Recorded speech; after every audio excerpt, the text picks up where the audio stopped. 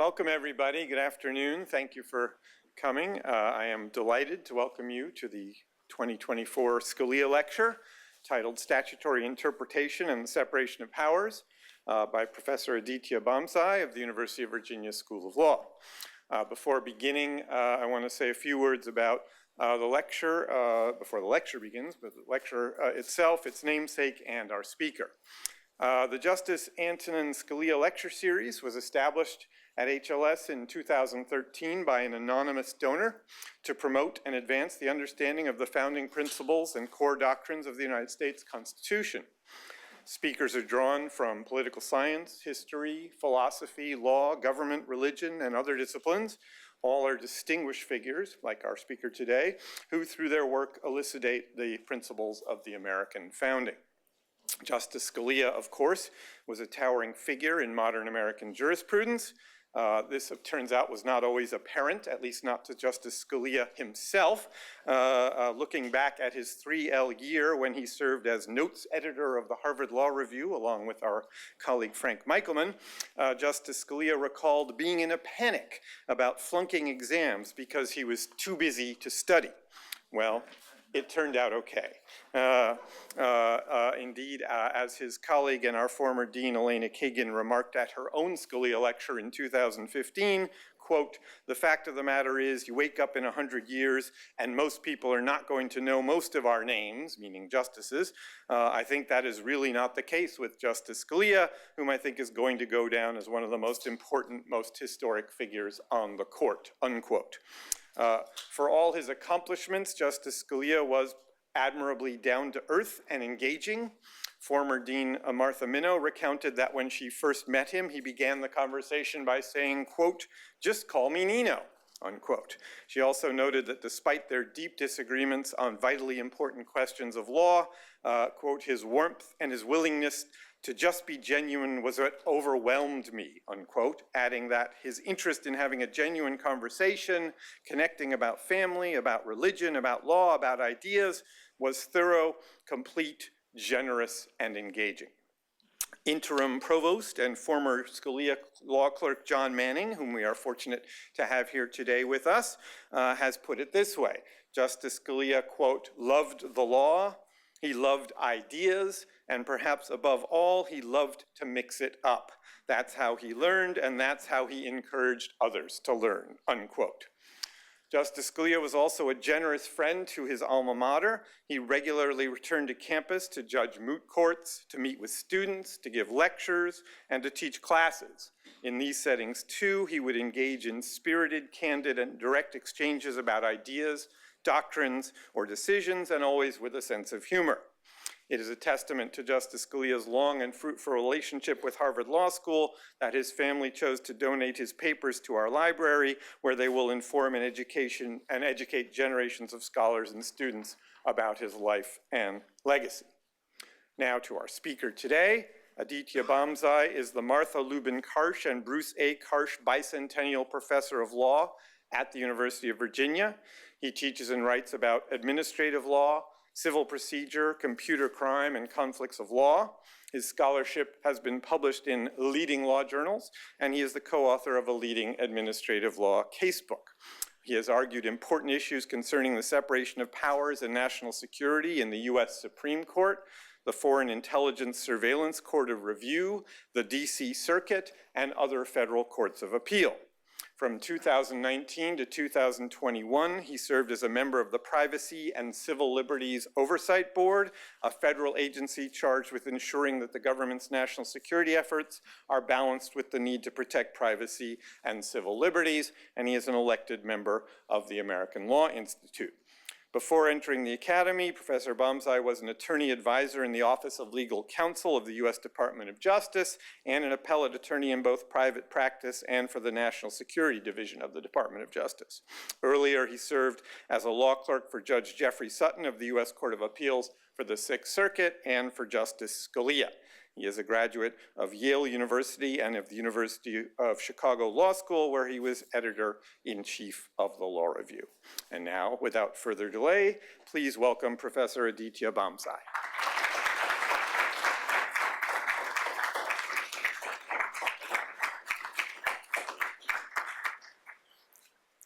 thank you so much, Dean Goldberg, for that kind introduction.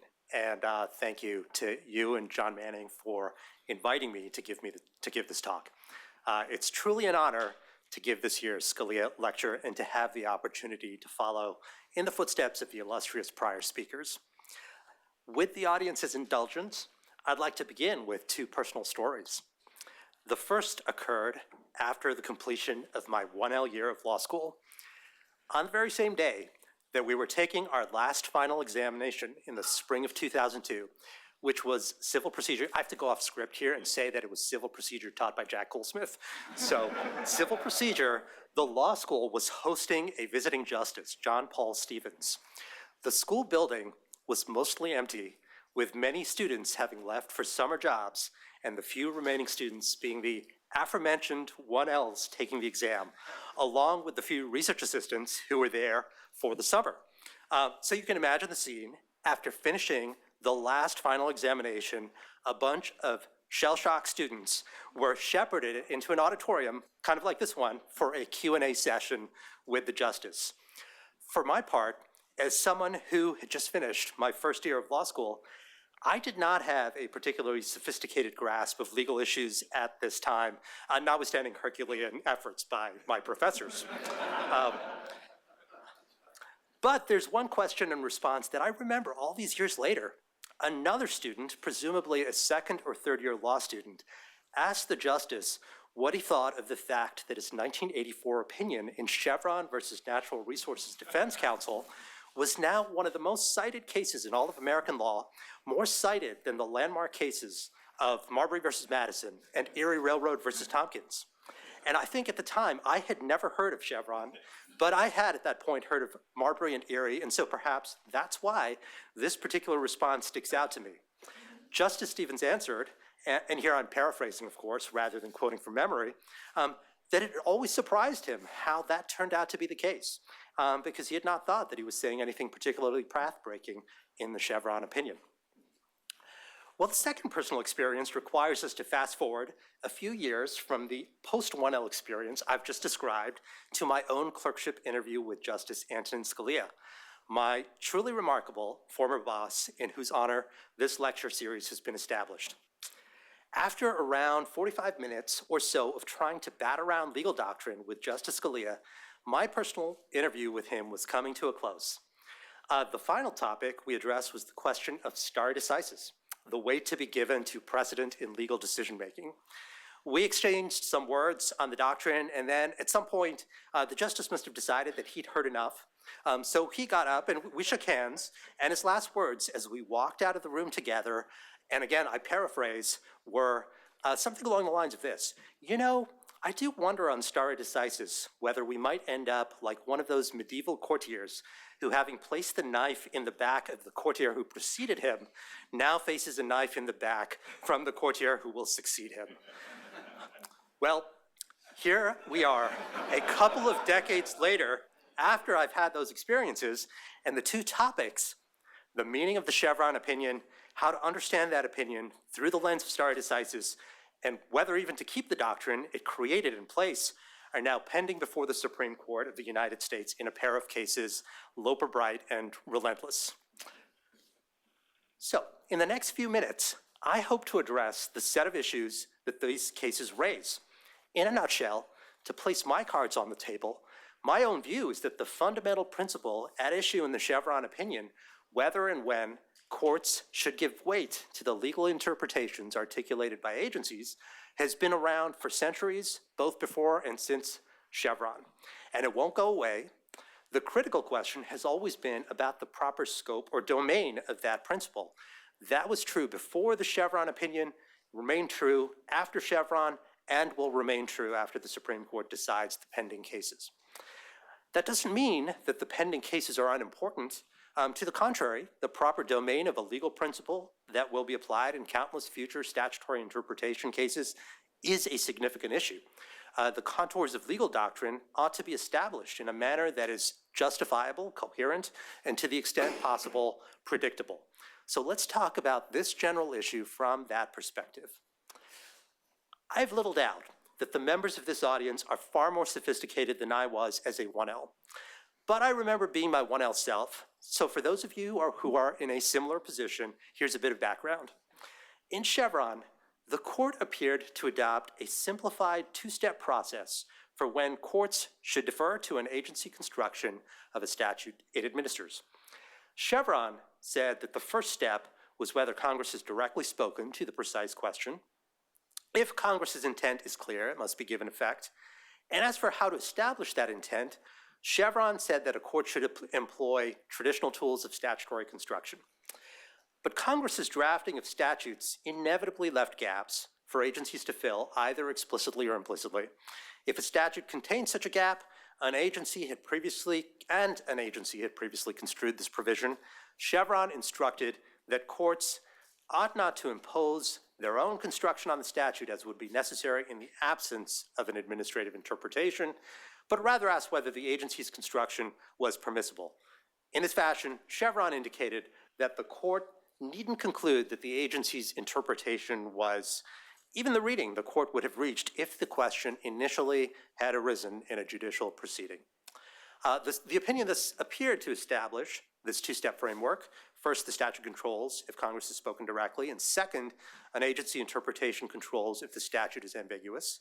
And the opinion seemed to point to the types of cases where this framework might have bite. That universe, in my view, would be those cases where a court might have been able to arrive at an interpretation of the statute using standard tools of construction in the absence of an agency interpretation, but where the statute was sufficiently ambiguous that in the presence of an agency construction, that construction controlled and displaced the other tools of statutory construction. That universe of cases is, in my view, the critical subset where the framework articulated in Chevron has bite and matters. In justifying the framework, Chevron relied in part on precedents, to which I'll return below, and then also on a series of arguments about the relative competencies of courts and agencies regarding interpretation and policy. Judges, the opinion said, are not experts in the field of environmental regulation and are not part of either political branch of the government. Judges who have no constituency have a duty to respect legitimate policy choices made by those who do. And then to return to the first of my two personal experiences, the views of Chevron's author, Justice Stevens, on the case's import, scholars such as Professor Tom Merrill have long noted, consistent with my anecdote, that it doesn't appear that the Chevron court intended to change the underlying law in this area. Perhaps because of that, there were always different perspectives on the scope of Chevron itself. One perspective, which was for a long time associated with Justice Scalia, was of a relatively formal two-step process like the one I've described. Another perspective would have treated the framework in a much more contextual manner, perhaps even reserving pure questions of statutory construction for the courts to decide. The canonical case expressing this contextual perspective was United States versus Meade, where the court, a decade and a half or so after Chevron, explained the measure of deference that a court gives to an agency interpretation by saying that it depended in part on the formality of the agency's procedures. In doing so, the court reasoned, and this is a quote, "The fair measure of deference to an agency administering its own statute has been understood to vary with circumstances, and courts have looked to the degree of the agency's care, consistency, formality, relative expertness, persuasiveness of the agency's position." And that has led to, according to the court, a spectrum of judicial responses from great respect at one end to near indifference at the other, and a variety of judicial deferences. A number of justices over the years adhered to this contextual understanding of Chevron. Justice Scalia famously dissented in Meade. This contextual approach to judicial deference began to reveal some tensions when assessed against the arguments in Chevron itself about the relative competencies of courts and agencies. Recall that Chevron had said the deference was appropriate because, for example, judges have no constituency, they have a duty to respect policy choices made by those who do. So even for those who agree with that principle, as I do, the question was how it applies in the context of statutory interpretation. And that's because the contextual approach suggested that sometimes a simplified two-step framework applied to applying judicial deference, and sometimes it did not. How to tell one from the other, one instance, one case, one category of cases from the other, the question of scope or domain was the key question. And the principle that judges should respect policy choices didn't quite tell us how to define the domain because it applied throughout the area of statutory interpretation where ambiguity was present. So defining that domain based on judgments about institutional competency posed these sorts of challenges. On the one hand, there certainly were considerations mentioned in Chevron about democratic accountability and expert judgment.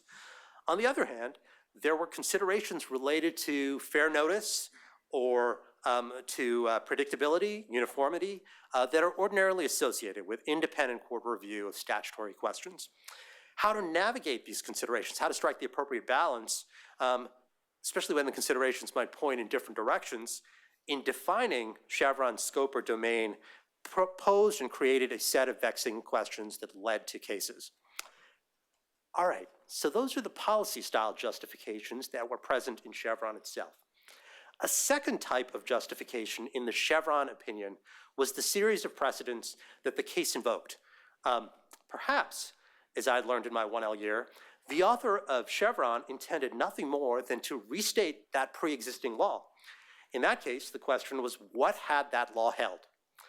Here too, though, the justification posed complications, though perhaps not insurmountable difficulties. That is because in the decades before Chevron, courts did not approach the topic of judicial deference to agency interpretation in a consistent fashion. A particularly cogent analysis of this problem can be found in an opinion by Judge Henry Friendly of the Second Circuit, which was written in 1976, 8 years before Chevron was decided.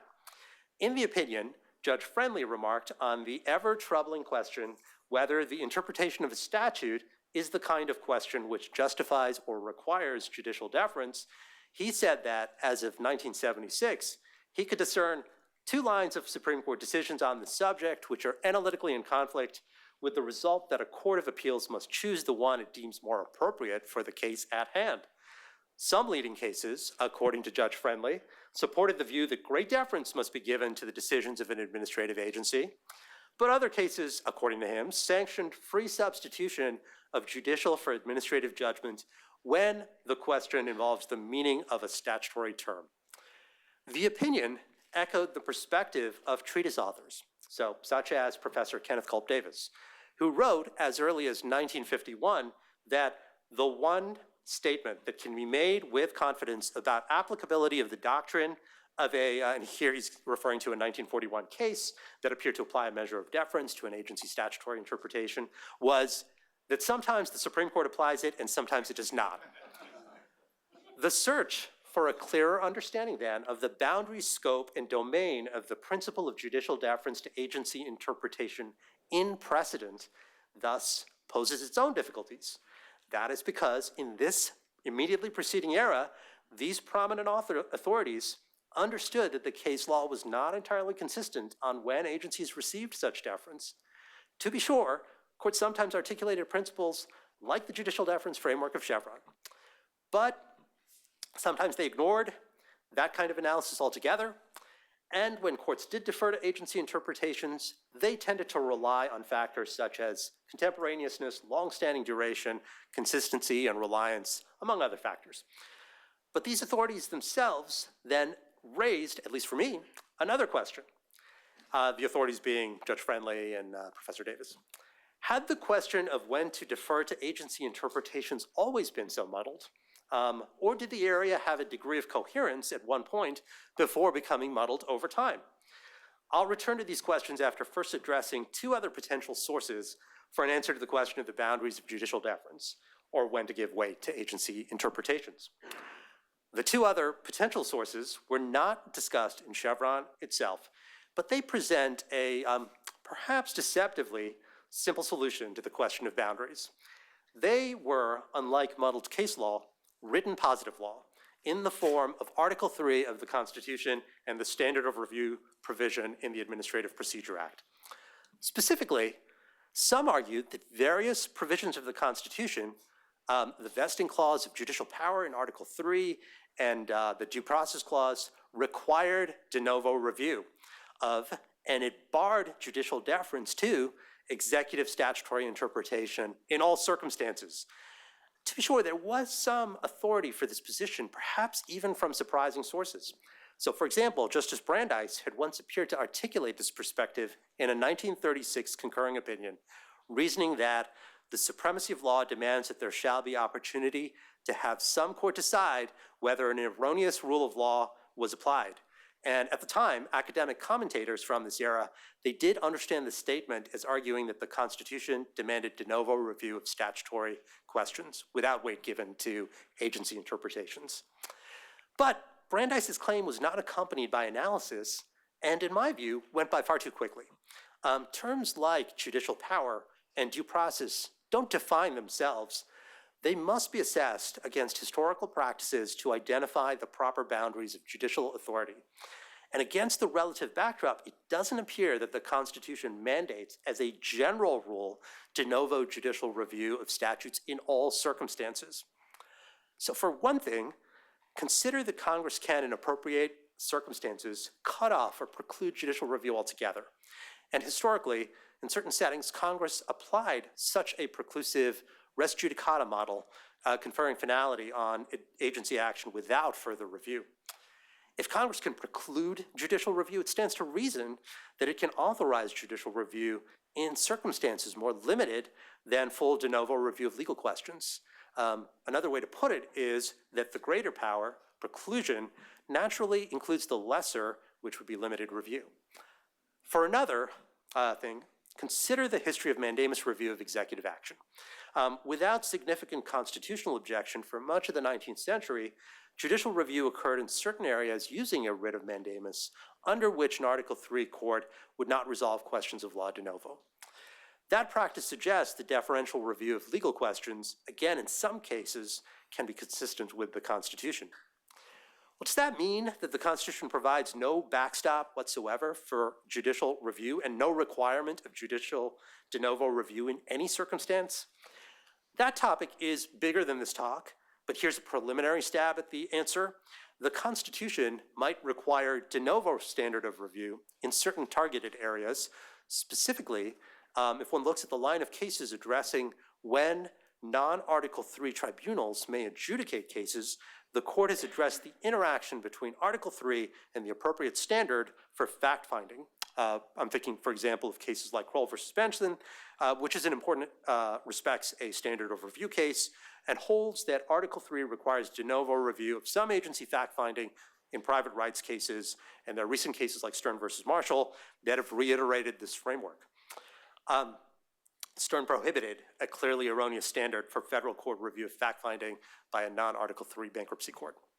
To be sure, justices have disagreed about the appropriate boundaries of these categories of public and private rights. Nevertheless, similar logic could explain the circumstances in which Article III requires a de novo standard of review for legal questions. That would mean that the Constitution might provide a minimum requirement of de novo judicial review in some circumstances, but doesn't contain a broad-based requirement of de novo review in all circumstances. So let's turn to the other possible positive law source for a standard of review, the scope of review provision contained in the Administrative Procedure Act. Here too, there are complications, though in my view, more determinacy than with Article III. The APA was enacted in 1946 after a multi-year debate. The APA provides in its scope of review provision that a reviewing court shall decide all relevant questions of law, interpret constitutional and statutory provisions, and set aside agency action not in accordance with law. Other provisions in the statute authorize reviewing courts to set aside agency action that is arbitrary and capricious and an abuse of discretion, and to engage in deferential substantial evidence review of fact-finding in certain agency proceedings. As a textual matter, many, myself included, have viewed this language as requiring some form of de novo review for statutory issues. After all, what to make of the language, the courts shall decide all relevant questions of law and interpret constitutional and statutory provisions. But even that does not quite answer the question, because courts might take into account agency interpretations in deciding all relevant questions of law and interpreting constitutional and statutory provisions. Indeed, prior to the APA's enactment, they did so. But again, the critical question is one of boundaries, domain, and scope. In what cases did they do so? Consider an analogy from the area of constitutional interpretation. There, the court often relies on contemporaneous or customary understandings of the text by actors from within the political branches. There are many examples, but consider Justice Breyer's opinion in NLRB versus Noel Canning, which in the course of interpreting the Recess Appointments Clause relied on a set of United States Attorney General opinions from 1868. As Noel Canning's entirely conventional methodology illustrates, there's a form of respect for certain persuasive executive branch practices that is built into the structure of so-called de novo constitutional interpretation itself.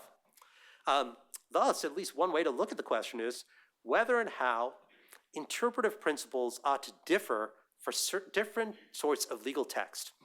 Constitutions, statutes, regulations, and there are many others, contracts, for example. To be sure, there are differences, and I can't go into all the nuances here, but there are also similarities at a high enough level of generality. And in this regard, the approach in Noel Canning was once one of those similarities. Consider, for example, a Supreme Court opinion from 1932 that reflected similar principles in the context of statutory interpretation. This is an opinion by Chief Justice Hughes, and it alluded to the, quote, familiar principle that great weight is attached to the construction consistently given to a statute by the executive department charged with its administration, and then identifying, so Hughes identifies a qualification of that principle that was as well established as the principle itself, namely that the court was not bound by an administrative construction, and if that construction is not uniform and consistent, it will be taken into account only to the extent that it is supported by valid reasons. This opinion was by no means isolated, and I found other opinions written by many other justices, Justice Brandeis, Justice Cardozo, in this era that said much the same. Brandeis, for example, noted that an agency construction was neither uniform, general, nor long continued, and thus could not be given the force and effect of law. Cardozo explained that it was certainly true that administrative practice, consistent and generally unchallenged, will not be overturned except for very cogent reasons if the scope of the command is indefinite and doubtful. Many other cases said the same, though not all. Writing in 1941, then Professor Erwin Griswold, later the dean of this law school, summarized current law regarding deference as depending on two factors that, in his words, can be compressed into two long words, contemporaneousness and long continuedness. This was a point echoed by other treatise writers of the era. Here then is a possible solution to the question of the domain, scope, and boundaries of judicial deference to executive statutory interpretation. Such deference ought to be given to agency interpretations either contemporaneous with the enactment of statutory language or that reflected customary practices that had developed under the statute. It isn't the case that agency interpretations never get deference. They sometimes do, but it isn't the case that they always do. That depends on whether the rationales for deference, contemporaneousness, and long continuedness were present. But here too, there are complications. And that is because in the era immediately surrounding the passage of the Administrative Procedure Act, several Supreme Court cases undercut a sharp distinction between questions of law and questions of fact for purposes of the standard of review. Recall that at least the latter was certainly understood to be reviewed deferentially under the substantial evidence standard that predated the APA and was later codified in the APA. For example, in a 1943 case, the case is Dobson versus Commissioner, Justice Jackson read into the statutory review provision involving the Board of Tax Appeals a deferential standard, reasoning that when the court cannot separate the elements of a decision so as to identify a clear-cut mistake of law, the decision of the tax court must stand. And that in deciding law questions, courts may properly attach weight to the decision of points of law by an administrative body having special competence to deal with the subject matter, and remarking that perhaps the chief difficulty in consistent and uniform compliance with the congressional limitation upon court review lies in the want of a certain standard for distinguishing questions of law from questions of fact. A similar case decided the same year Congress enacted the APA remarked on the difficulty in drawing a line between questions of fact and questions of law. By the way, parenthetically, Congress did in fact overturn Dobson itself by statute in the context of the tax court 2 years after the APA was enacted. Some other cases from this era echoed Dobson's reasoning, others did not. And that explains, I think, why commentators like Professor Davis and Judge Friendly, years later, found there to be two lines of Supreme Court decisions analytically in conflict when they sought to figure out the boundaries of judicial deference in 1951 and 1976, respectively. By blurring these boundaries between questions of law and questions of fact, with the latter undoubtedly viewed deferentially, the court had potentially altered the boundaries and scope of the domain of judicial deference, at least in some subset of cases. The question then is what the APA intended to do with this blurring of the distinction between questions of law and questions of fact. In my own view, the most plausible interpretation is that much like with the statutory repudiation of Dobson in 1948, Congress sought to establish the traditional scope of review for legal questions when it enacted the APA standard of review provision. In doing so, Congress sought to repudiate the blurring of the law-fact distinction. But that would not mean a form of review that doesn't consider agency interpretation. To the contrary, as we've discussed, by its very nature, de novo review incorporates traditional canons of construction, including the classical canons, giving weight to contemporaneous and customary understandings of legal text. Those interpretive principles continue to apply with equal strength today.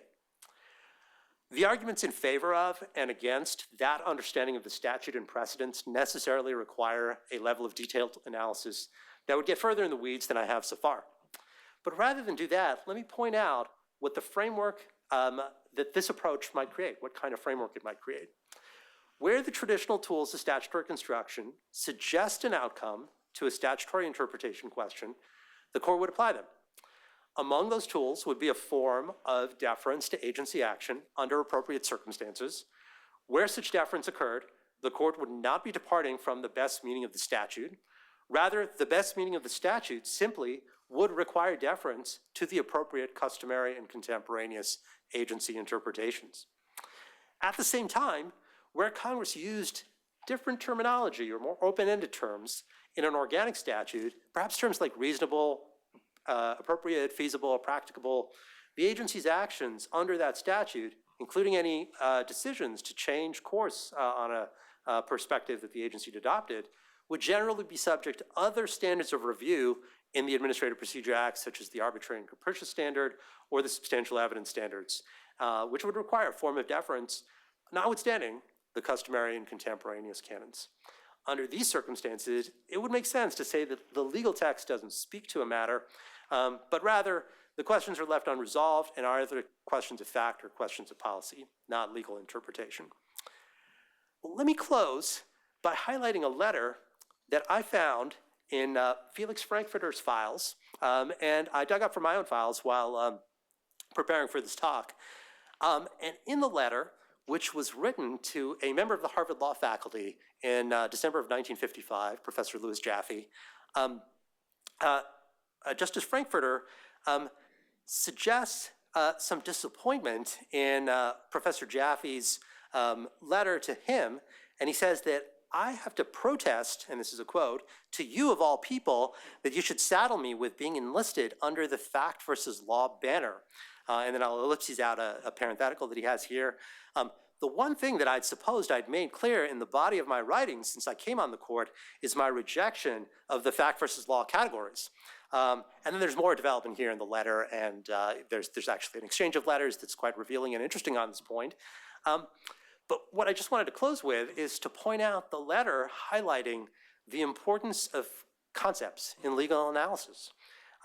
Yes, results in cases matter, but concepts matter to the results in cases.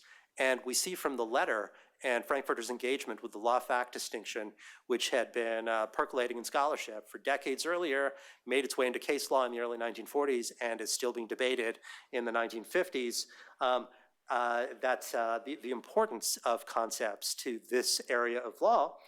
And it's a lesson, I think, that applies not just in this context, but to legal analysis generally. So at the end of the day, let's return to the two cases pending before the court. In my own view, whether the court retains the label Chevron deference is not particularly significant. What ultimately matters is the substance of the analytical framework that the court employs, whether that framework is called Chevron or referred to by some other name. I've tried to sketch an approach here to the problem that provides a fair and relatively predictable way to approach this problem. Thank you so much for listening to my thoughts on this issue.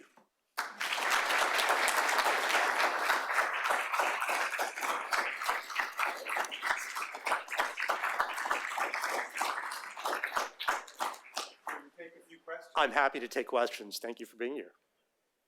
Yes, sir, in the back. Hi, I'm Brandon Clark. I'm with 3L. One of the questions I had when you were talking earlier about Justice Brandeis's concurrence, I was thinking, is there any argument or anything within the nature of the judicial power that might necessitate de novo review or something like that? Because if there's an argument that that is the case, then there would be limitations to what Congress could do in limiting the scope of review. Absolutely, yeah.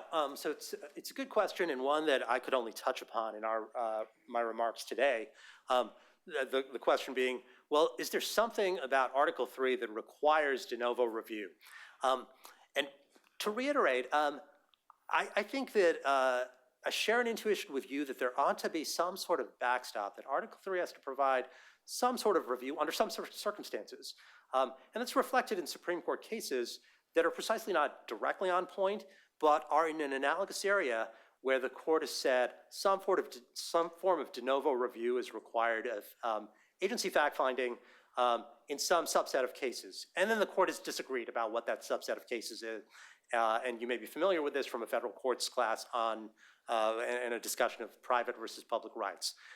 So potentially some comparable analysis would apply and demarcate, here's a category of cases where a form of de novo review is required.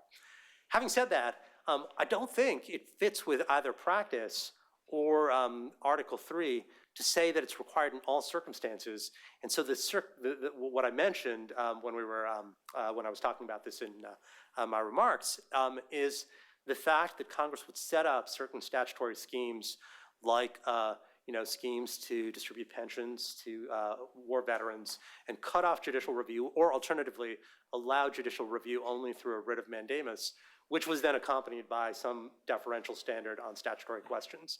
And perhaps one could take the position that when Congress did all of that, over the course of centuries, it was just all unconstitutional. But I think that would be a heavy lift, and it's just not a methodological approach that I'm here to embrace.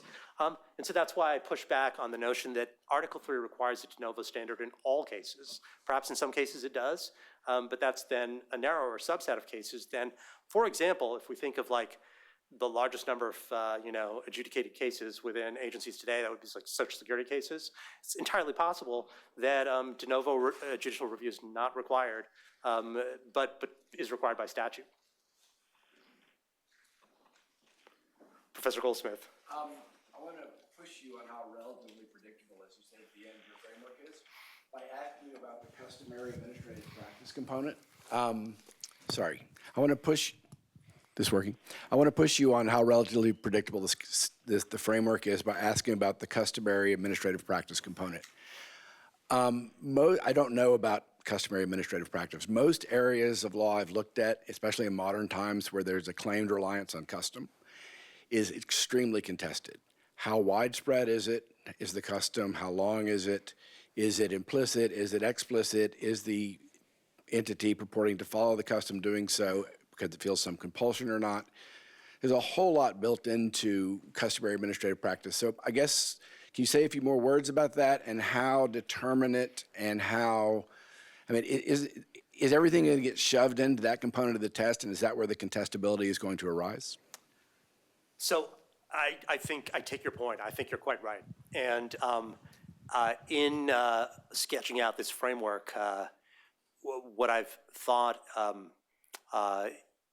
the way in which I thought it poses some complications of its own is that the framework relies on categories that then have to be translated and applied in particular circumstances.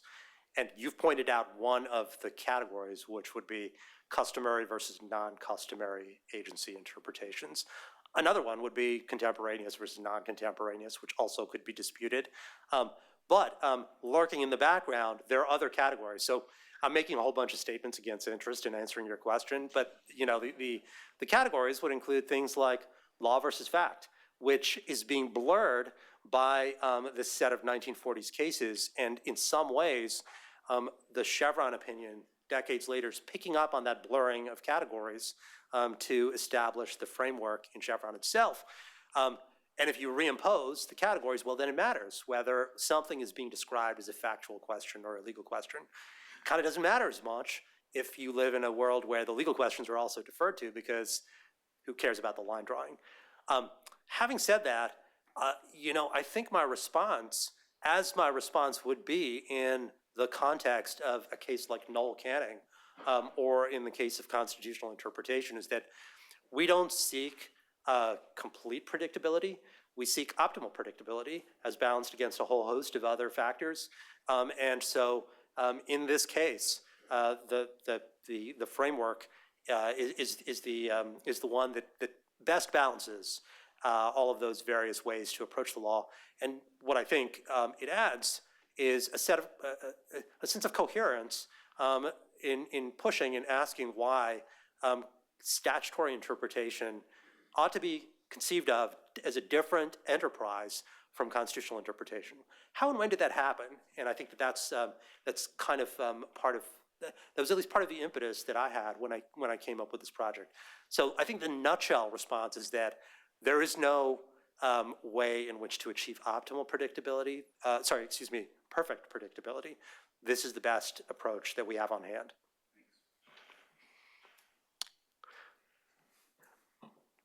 Professor Manning, yes.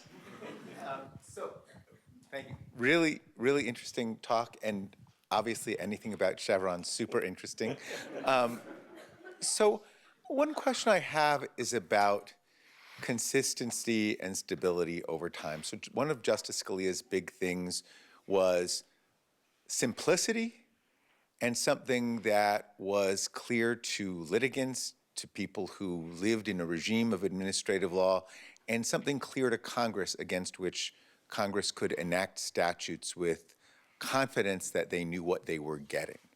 And so why do you think it is that the court, over so many years in an area so critical, has maybe sometimes not fully consciously, but changed what it's doing so often? So I grew up under the Hearst-Packard approach, the multi-factor approach. Then when I was a third year in law school, Chevron got decided. I was very happy. And then Meade came out, and then you could say West Virginia versus EPA is another regime change. Like, why doesn't the court feel a sense of stare decisis in this area? Right. Okay. So it's a very good question. And I think that, in fact, in a way, it relates to the earlier question that our 3L colleague asked about the judicial power. And the way in which it relates is that judges might feel that this is my vision of how the law operates with respect to questions of interpretation. And so now why exactly that is true, as opposed to I ought to apply the older predicted, the way in which things were done is one way that you could think about it. Just like, hey, I look at the Sutherland on statutory construction treatise, and the way in which things are done, we just keep doing that. And there's, I'm not departing from that. Versus justices like Justice Scalia become associated with a vision of interpretation. And so neither the positive law nor the way in which things were done seems to have a hold on them. And I can't tell you exactly when that might have occurred, but that's something to puzzle over, whether that's a more modern phenomenon, like decades old, or whether it's centuries old. But that's part of it, I think. And then part of, I think, what happened in the case of Chevron itself, candidly, this is just what I think happened, is that There was Justice Scalia's urge to simplify the area, and at least initially, this two-step process in Chevron appeared to be a simplification of what came before. And what came before in the multi-factor approach, hopefully my explanation has gotten to the point that I'm trying to find a balance between the two approaches, which is sufficiently predictable, but not the multi-factor approach and not the rigid two-part test. And so I think that might have motivated the initial kind of applications of Chevron, but then of course was never bought into by many of the other justices who thought of it in a more contextual manner, like Justice Breyer, like Justice Souter, like Justice Stevens himself, as he put it in various cases and speeches. And I think that over time, the rigidity of the approach started to be undermined, and then the folks who are interested in the approach from the perspective of it is a formal approach became disenchanted with the notion that it no longer is. And then they started to say, well, then what is the optimal approach? How ought we to approach questions like this? So I think what I've given as an answer to you is a conceptual answer, and I feel that it will satisfy some people in the room, and then other people in the room will say that it's because they care about particular outcomes in particular cases, and this is how they're bouncing back and forth. So I do want to acknowledge that, like, we can never get inside the heads of people who are acting under these circumstances, and you know, maybe the fairest answer that I can give there is that it is always an appropriate balance between conceptual issues, as we see in Justice Frankfurter's case in his letter, and what might be thought of as you know, issues related to other factors like how cases come out, and perhaps the duty of people who are outside of the judiciary is to hold the feet to the fire in terms of let's focus on the conceptual issues. One more question. There is one over here. Oh, thank you. Well, as an objective observer, I want to say this was a great talk, and your colleagues at Mr. Jefferson's Law School would be very proud of you. I've got, I guess, one quick question and one longer question. Has Congress ever said in a statute for this area we don't want Chevron? And if they've never done that, what are we to make of the fact that they haven't done it when they could have done it, presumably? Because you haven't said that your regime and you certainly don't believe the Chevron regime is required. So if it hasn't happened, then, you know, why is the court going to change everything given that Congress can just, you know, attach some rider to some omnibus resolution and just pass it? Right. So a couple of responses to that. The first is in my talk, I mentioned how Congress in 1948 did in fact reverse the deference that had been provided to the tax court by statute. And it's very interesting the way that they did it. They kept in place language that is in fact incorporated into the Administrative Procedure Act, and they included a statute that said we're characterizing the language as the way in which appellate court review is conducted of trial courts. So they don't go change the language, they go change a characterization of the language. So that, of course, predates Chevron. There are, in fact, statutes where Congress has departed from what it thought to be the Chevron framework. But that then opens up the question, what is the Chevron framework? And if you remember, the two anecdotes that I started with, one about, hey, I just thought Chevron was describing the pre-existing law, and the second being about stare decisis, I think it neatly poses the problem of what in fact is getting stare decisis? Which vision of this doctrine is getting stare decisis weight in the current litigation, and which vision is Congress legislating against when it enacts statutes? And I myself have not done this research, but there are in fact scholars who have attempted to get at answers to this question by surveying people who work in Congress. You know, the complications there are, of course, the people who work in Congress, namely staffers. They keep changing, and so, you know, can you pin down like a moment when they are of a certain view on Chevron, and then maybe that changes, like when the House changes over or something like that. So I think there are complications of that from that.